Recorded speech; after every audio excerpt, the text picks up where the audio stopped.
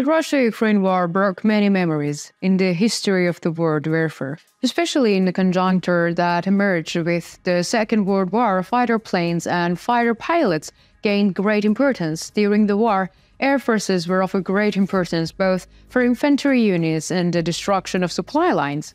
However, the importance of fighter pilots also decreased because now fighter jets can operate without the need of the pilots.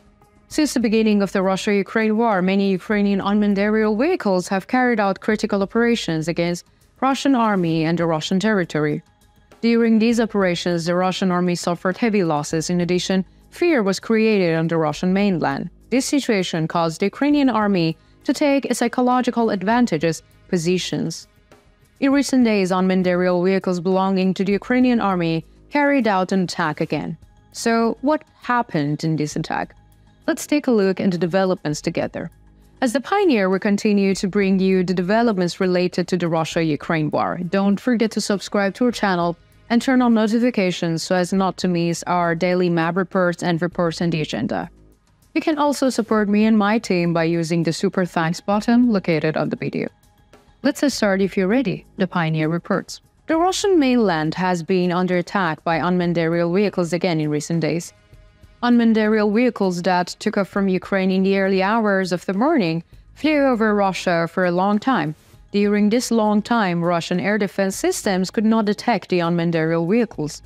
Unmanned aerial vehicles provide a great advantage in the terms of being both cheap and fast. At the same time, it takes a long time to train a military pilot. If a fighter jet is shot down during an operation, the military pilot trained for many years is lost. In order to replace him, years of training are required. Therefore, the Ukrainian army is trying to establish a superiority over the Russian army by using the unmanned aerial vehicles. We can also state that they are largely successful in this. In the last attack, the Ukrainian army again carried out a critical attack against Russia by using the unmanned aerial vehicles. Russian state officials made statements that the unmanned aerial vehicles were destroyed during these attacks. However, according to information obtained from local sources, it is reported that the unmanned aerial vehicles of Ukrainian armed forces hit some points in the Smolensk region. There is no clear information about these points. However, local sources prove these claims with the images that have published. It is also reported that many explosions have been heard in the region so far, and fires have started in some areas. We think that we will get more information in the coming days. However, for the moment, the Russian administration is making confusing statements about these allegations. The unmanned aerial vehicle attack that Russia has faced in recent days was not limited to this. Russia's Krasnodar region was also targeted by the Ukrainian unmanned aerial vehicles in recent days.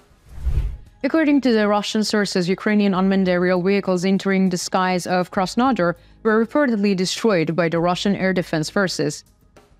However, this information has not yet been confirmed, because the Russian administration moved the airline traffic to the region to Sochi airport after these attacks. Therefore, we can say that the reports that these attacks are effective are true despite the claims of the Russian army. According to the military experts, the Ukrainian army will further increase unmanned aerial vehicles attacks in the coming days because the attacks of infantry units will not continue more strongly due to the approaching winter conditions.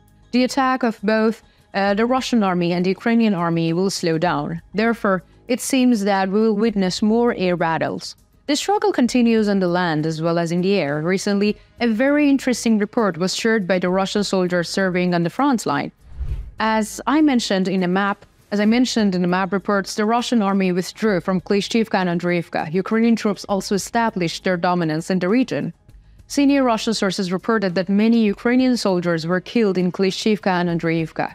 However, these claims of the Russian sources were refuted with the information published by the Russian soldiers serving on the front line. Russian officials are bluntly lying. Russian officials reported that the Russian army carried out many operations around Klishchivka and Andreevka, which were captured by the Ukrainian army in recent days. During these operations, it was reported that the most of the Ukrainian soldiers serving in the region were destroyed by the Russian army. However, according to the Russian soldiers serving around Klishchivka and Andreevka, Ukrainian troops are stronger than before. Their numbers are also increasing. Sharing images from the region and making statements, the Russian soldier made the following statements about the situation in question. In Klishchivka, 2 Leopards are operating by the lake. The area is fully fired and bombarded with the cluster bombs. 10 of us go out and 5 of us don't come back. I only had a chance to get out once. I barely made it back to the bunker. The enemy has 10 times in manpower superiority. They are better armed. We have no magazine, nothing. The machine gun are routine. We use what we have.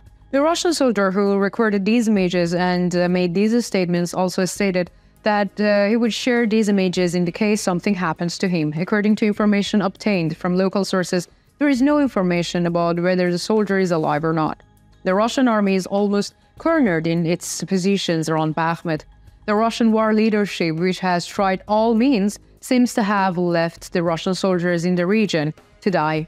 Under these circumstances, we think it would be rather unnecessary optimisms to say that Russian soldiers will fight more. In addition, while clashes continue at many points besides the Bakhmut front line, Russia may face the possibility of opening a new front. Yes, you guessed it right.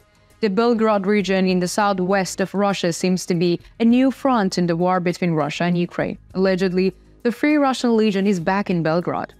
So far, there is no definite data that the Free Russian Legion is in the Belgorod region. However, the past days, many soldiers in Belgorod claimed that the sounds of fighting were heard in this region. According to the allegations, the Russian people living in the region are anxious. However, the reason for their fear is not Free Russian Legion. The main reason for their fear is Vladimir Putin, the president of the Russian Federation, because it is claimed that the Russian administration has taken a new decision against the Free Russian Legion. According to these allegations, the Russian administration has announced that if any attacks is carried out in Belgorod, the region will be hit regardless of the target. Therefore, the fear in the region is increasing day by day. This situation may turn into a mass anger against Putin. What do you think? Do you think Russia is deceiving its citizens? Are Russian soldiers left alone in Bakhmut? How do you assess the situation in the Russian army? Do you think the Legion will enter Belgorod? Specify in the comments. I read and care about your comment.